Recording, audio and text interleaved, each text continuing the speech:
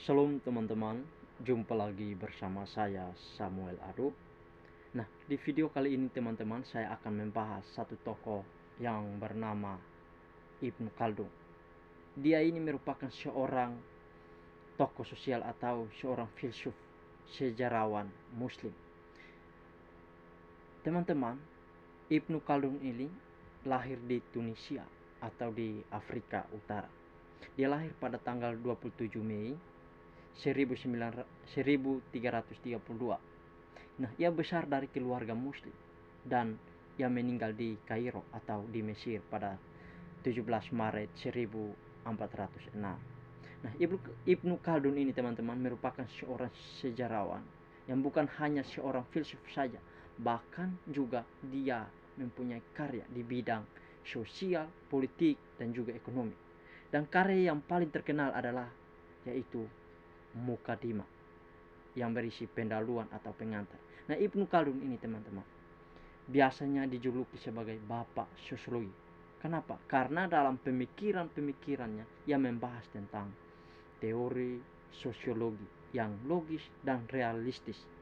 Dan dia juga pernah menuliskan pengalaman hidupnya menjadi sebuah buku penting, yaitu Mukadimah, yang di dalamnya membahas tentang sejarah, ilmu sosial, dan juga kebudayaan. Nah, dia menceritakan berbagai kejadian yang menjadi ilmu sosial. Nah, bagaimana caranya Ibnu Khaldun ini membangun negara yang baik dengan menciptakan masyarakat yang adil dan juga makmur. Nah, dalam bidang sosiologi ini juga ia membahas peradaban manusia, bagaimana memahami sejarah dan terbentuknya suatu bangsa atau negara, teman-teman. Nah, teman-teman, tentang kondisi sosial dan juga proses atau perubahan-perubahan dalam suatu masyarakat.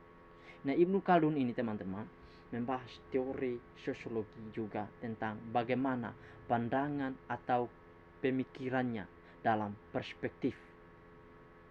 Nah, mari kita lihat teman-teman, ada beberapa karya Ibnu Khaldun yang paling terkenal, yaitu yang pertama adalah Mukadimah, yang di dalamnya tentang kitab pengantar atau pembuka. Ia mengkaji secara khusus sebuah fenomena sosial dan sejarahnya. Lalu yang kedua adalah Al-Bar atau kitab isi, yang merupakan kitab ini adalah pelajaran dan arsip sejarah zaman permulaan dan zaman akhir, yang mencangkup peristiwa politik mengenai orang-orang Arab dan juga orang non-Arab dan barbar serta raja-raja besar yang setara dengan mereka. Lalu yang ketiga adalah Al-Tarif atau kitab penutup. Nah, Ibnu Khaldun ini teman-teman dalam bidang sosiologi juga ia mencurahkan pemikirannya tentang ekonomi dalam kitab Mukadimah. Ia berpendapat bahwa ekonomi timbul karena kebutuhan manusia yang tak terbatas. Dan dalam perkembangan masyarakat, Ibnu Khaldun juga menyebutkan bahwa untuk memahami sejarah dan kondisi sosial masyarakat dan juga suatu generasi. Nah, dalam proses perubahan dalam suatu masyarakat, teman-teman, ada 3 perkembangan masyarakat menurut Ibnu Khaldun di sini. Mari kita lihat bersama-sama. Yang pertama adalah masyarakat primitif. Masyarakat primitif ini teman-teman, di mana mereka belum mengenal peradaban atau hidup berpindah-pindah dari tempat yang satu ke tempat yang lain atau hidup secara liar. Lalu yang kedua, masyarakat pedesaan. Nah, masyarakat pedesaan ini teman-teman hidup hanya menetap walaupun masih sederhana, atau hanya mata pencariannya mereka itu dari pertanian, dari peternakan.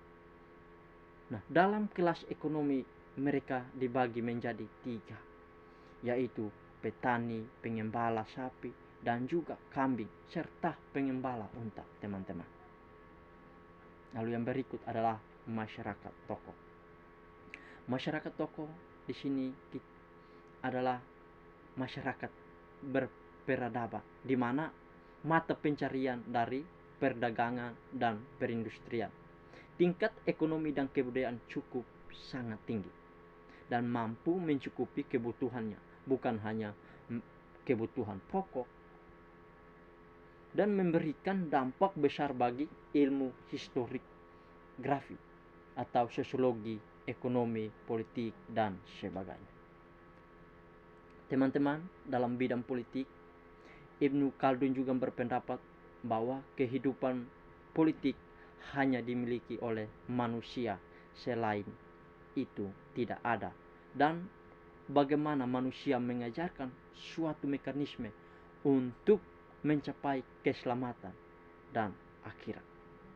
Nah, sebagai pemerintah yang berkuasa, ia harus memerintah dan mengatur masyarakat dalam suatu negara dengan baik. Dan Ibnu Khaldun juga berpendapat dalam bidang ekonomi di sini juga. Ia memprediksikan bahwa dalam perkembangan perekonomian standar dan akan mengalami perubahan-perubahan, yang artinya dalam masa ke masa akan ada perubahan, turun naik atau sebaliknya. Lalu yang berikut teman-teman adalah dalam bidang sosial. Nah, dalam bidang sosial ini, kehidupan manusia dalam suatu kemasyarakat sebagai kodrat manusia tidak dapat memenuhi kebutuhan hidupnya secara sendirian. Ia membutuhkan orang lain untuk menemaninya. Teman-teman, dalam bidang ini Ibnu Khaldun menceritakan masyarakat tidak bersifat statis dan tidak bersifat monolitik. Masyarakat juga selalu berubah dinamis dan heterogen antara satu masyarakat dan masyarakat yang lain. Dan di sini juga memiliki akar sejarah yang berbeda, memiliki kerangka norma, nilai dan aturan yang khas. Dan juga memiliki identitas dan ideologi yang dianut secara kolektif.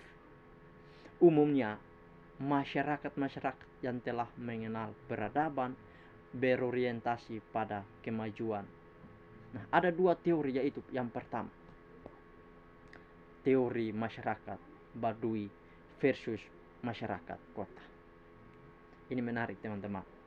Nah, dalam karya yang bernama Mukadimah ini, Ibnu Khaldun memandang manusia sebagai makhluk yang pada dasarnya diciptakan sebagai makhluk sosial, yaitu makhluk yang selalu membutuhkan orang lain dalam mempertahankan kehidupannya, yang tadinya saya sudah paparkan juga. Nah, baik dalam hal memperoleh makanan, pekerjaan, sampai dengan kebutuhan untuk melindungi dirinya dari bahaya.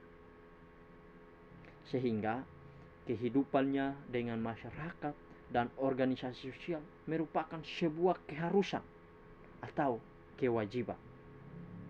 Lalu teori yang kedua adalah teori Ashabiyah dan siklus perubahan sosial.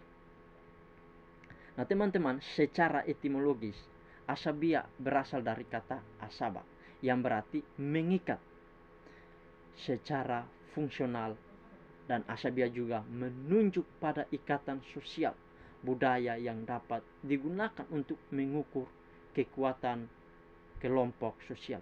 Nah, selain itu juga teman-teman, Ashabiyah juga dapat dipahami sebagai solidaritas sosial dengan menekankan pada kesadaran, kepaduan, dan persatuan kelompok, teman-teman.